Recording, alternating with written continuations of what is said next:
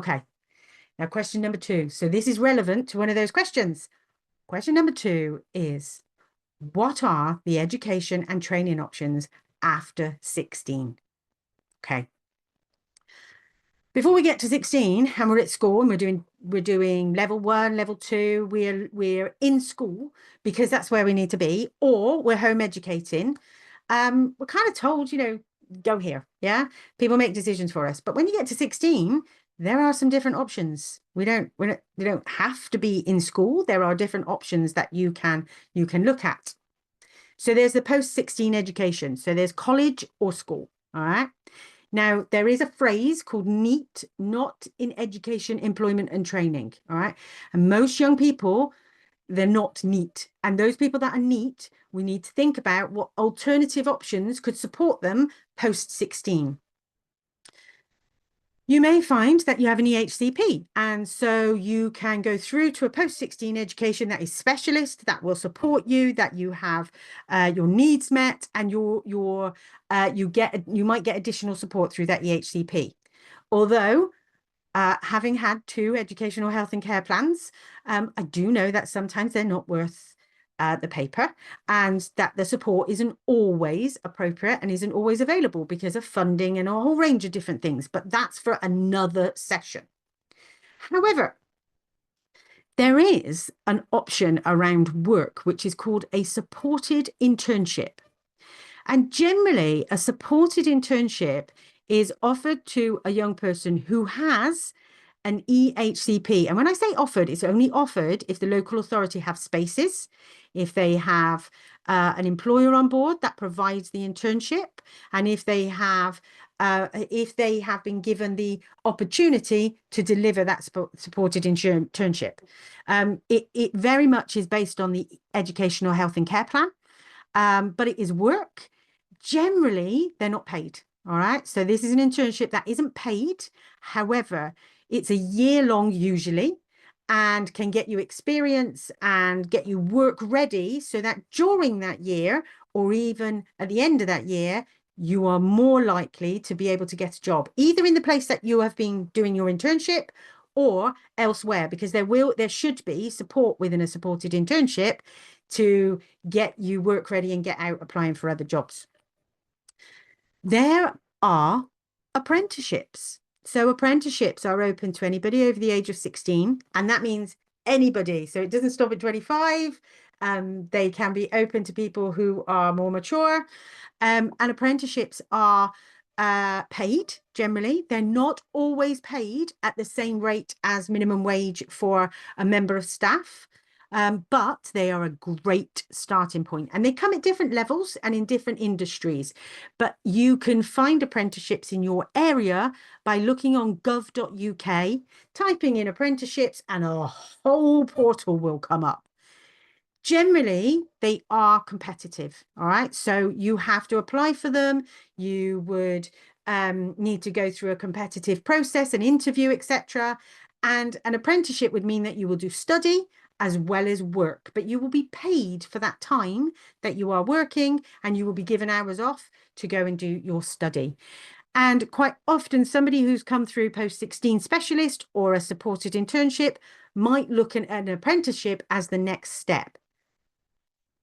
You could go directly into employment. So your young person could directly go into employment. If they find a job, if you find them a job, they can be employed directly. You don't need to worry about any of that other stuff. If there's a job out there and they can do it and they're enjoying it, amazing. You could look at volunteering, and this is something that both of my children have done a little bit, but one does it more than the other, because they haven't felt completely work ready, and they're probably not going to work full time. And when I talk about employment, it's not always full-time employment. Sometimes there is part-time employment, or shorter hours or fewer days, job shares, those kind of things that might be beneficial. But volunteering can be a great way of developing your skills, being part of a community, being out there and socializing, and actually developing all those work-ready skills that you need. And the best way of doing volunteering, I think, particularly if you are neurodivergent or SEND and you've come out of, for instance, with an EHCP, but you want to go into doing something independently, the best way, I think, is with a mentor. So if you can get mentoring within an EHCP and go into volunteering, brilliant opportunities. All right. And think about interests, think about the things people want to do. The next one is self-employment. Now, a lot of people don't really think about self-employment, particularly if you're leaving school and you might not have many qualifications, or it'd be really difficult to do this kind of stuff. But actually, if you've got a fantastic talent like balloon model making, and I use that one for a specific reason, balloon model making or art or website design, you could set up your own employment. You could set up as self-employed, or you could be supported to set up as self-employed. And there are organizations out there that can help you do that. We can help at Inclusive Change at Work, our community interest company, but we can also signpost to other organizations that can provide support around setting up as self-employed. And in self-employment and employment, I'll talk later, and also in supported internships, I'll talk later about access to work and how we can get that support in place for that. And the last one is, if you don't have an EHCP and you never have done, or most of these options are still open to you. So college and school is still open to you, apprenticeships, employment, volunteering, self-employment, all of those are still open, but you probably need to do a bit more work to get to places. But again, later I've got some resources, particularly for South Gloss, where there are agencies and people I can refer to and can let you know about. One is Skills Connect, which is a general website, and the other one is We Work for Everyone, which is a great mentoring and career navigation support from the local authorities. If you have any questions about these points, pop them in the chat and I will stop for a breath. But I might not stop for long because we still got a fair few questions to get through. Just a few pointers about how the workplace is different from education. Generally, you're going to move into adult services. So you're moving from those child and adolescent mental health services if you're supported by them in any way. You're moving through the preparation for adulthood team, which is often called PFA in the on the local authorities' websites. You're moving into adult services. There may well be less support, particularly when you go from the age of 25 upwards. If you have an educational health and care plan, that can run until you are 25 years old. However, once you reach 25, educational health and care plans are not relevant anymore. And so you will be working with adult social care and other support in order to support your young person or your young adult at that particular time, depending on where they are in their journey and what their capacity to work can be. There is not a right to employment. There is a right to education, but there isn't a right to employment, sadly. And so it's competitive out there, and that's sobering. And quite often, agencies will be working with your child and not you directly.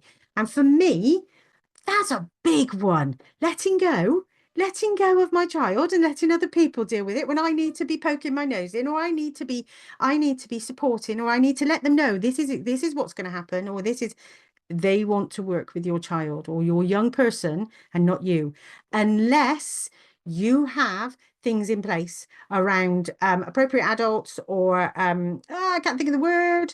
There is another word that we talk about, advocates. And yeah, there are other words, but they've gone out of my head. I mentioned EHCP to 25, but one of the biggest things that can support a young adult in the workplace who is disabled is access to work. We have a whole other webinar that we will signpost you to about access to work, so you can find out more information about that. And we have a toolkit and a guide that goes with it. So I won't dwell on that for too long. So, question number 3. Remember, if you have any questions yourself, pop them in the chat.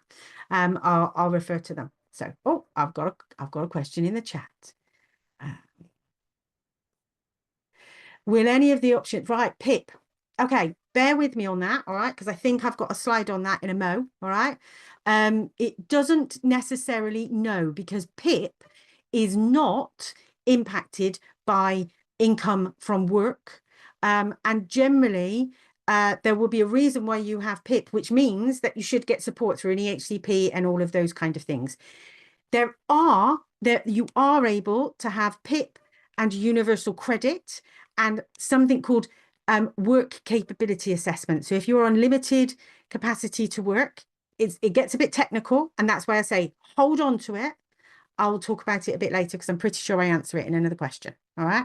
And if not, then I think we need to do a webinar on benefits and support for young people and families. And I know this personally because I've been through PIP, DLA, universal credit, access to work. I've been through them all with my own family. So yeah.